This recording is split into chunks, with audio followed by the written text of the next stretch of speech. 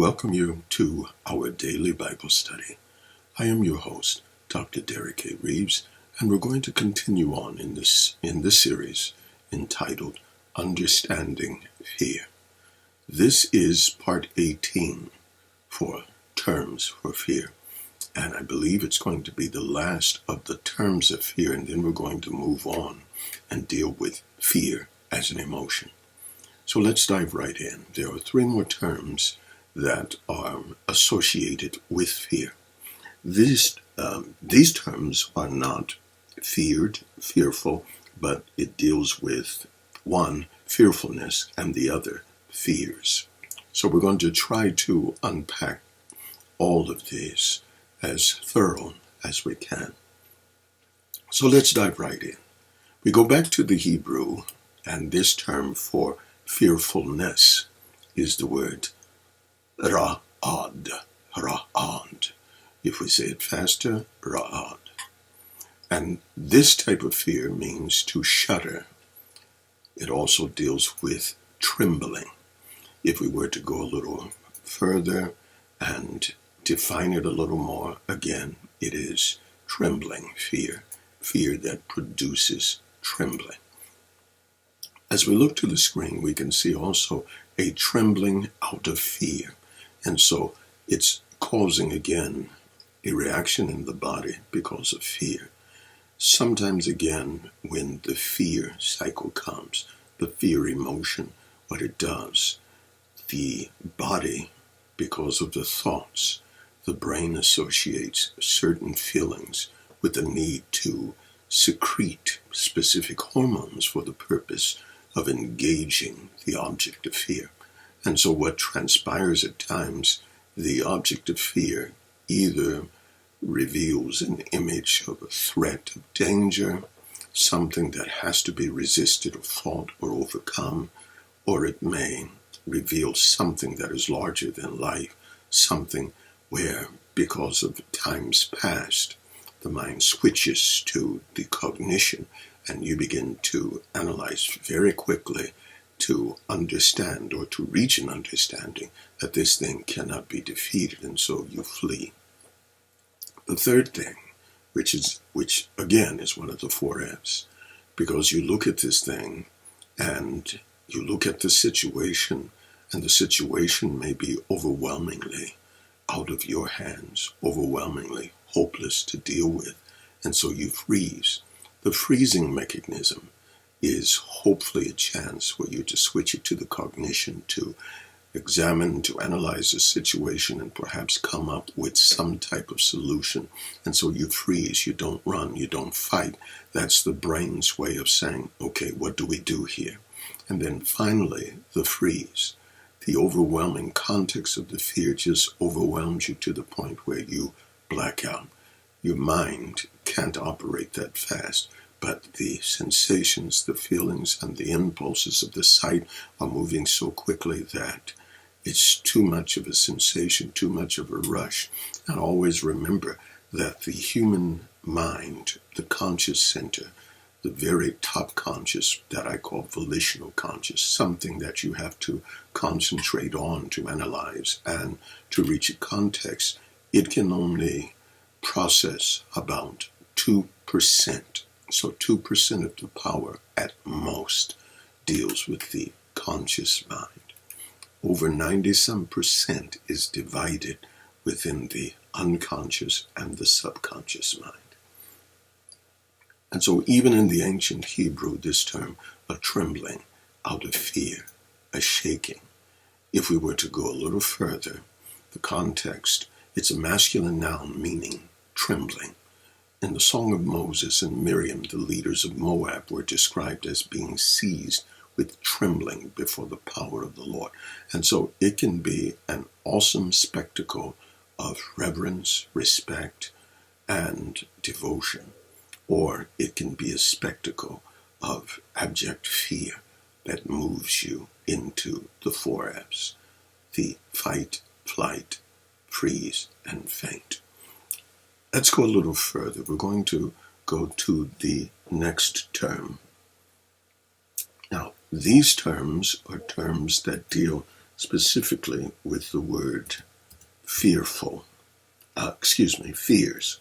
And we want to go ahead and move on into this. I want to bring it up on the screen. And so this term is koth, or koth, if we pronounce it according to the syllabistic linguistics of it. And so this means terror or fear.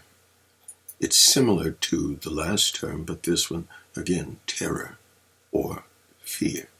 When we look at it and we go a little further, it simply means terror. In the ancient Hebrew, it deals with a break, and so it deals with fear, an action or a person that is broken in terror, fear or dismay. It also can mean to be in fear as if broken. It can deal with dread, brokenness, fear, dismayed, and is connected to a fire pan, connection to a roof or a censer, fire pan. And so it deals with to be broken in fear or terror, to be dismayed, afraid, or to break in pieces. This type of fear, then, again, is a type of terror that moves the conscious mind to be broken to the point where primarily it would either freeze or faint the individual. And so the individual, because they are broken now, the sense of understanding, the sense of recognition of what to do has been severed. And so the brain must now recapitulate and see what the mind is going to focus on. And so what happens, the individual freezes because now it's kicking it back to the cognition, the intellect. What am I going to do? And if the image or the occurrence is larger than life and nothing comes, it will continue. So the individual is frozen in that state until they make a decision, until they see a way out. If there is no way to be seen, the individual, after freezing, sometimes will faint or lose consciousness because of the terror. I want to go to the very last term for fears, and this also is an Old Testament term. And so let's go. It is from, again, the ancient Hebrew or the Hebrew terminology. And our first definition, megura. It is a fright, also a granary or a barn, and it deals with fear. And so when we talk about these aspects, it deals with fear or terror, and another meaning is a storehouse or a granary. And we're going to tie this in just a few minutes.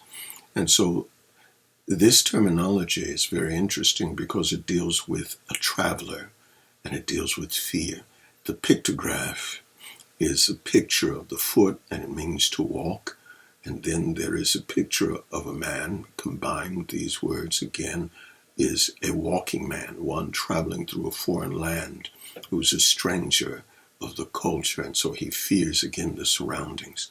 It's fear that is invoked because one is in a strange place and one is not familiar. And as we go a little further, we can begin to see that the terminology, it's a feminine noun, meaning fear, terror. The use of this word for fear tends to imply the haunting apprehensions that one holds deep within. And so there goes the terminology for granary or a storehouse. This is stored fear, fears that have been developed over the years because of associations with circumstances, associations with past experiences. It could be the experience of others, things that you have seen, and so you have stored all of these ideologies. You've stored all of these reasons and purposes for fear. And so stored fear is fear that has been mechanized, memorized, and it has become a way of thinking, a patternization, or a modality. This type of fear, then, is the type of fear that is lingering. It is unresolved issues that keeps you from moving further. It keeps you from moving beyond the weaknesses and the perceptions of being hurt and harmed. And so lingering fear, stored fear, the terminology again leads us to understand that we are trapped, that we have been hurt. And so Megurah deals again the fear that's been nicely packed away, reserved to keep you in bondage. It is a fear that we may develop, but it is a fear that the enemy will use at a later time. I thank you for joining us. I am your host, Dr. Derek A. Reeves, and this has been our daily Bible study as we seek to understand fear. God bless you until tomorrow. Heaven smile upon you.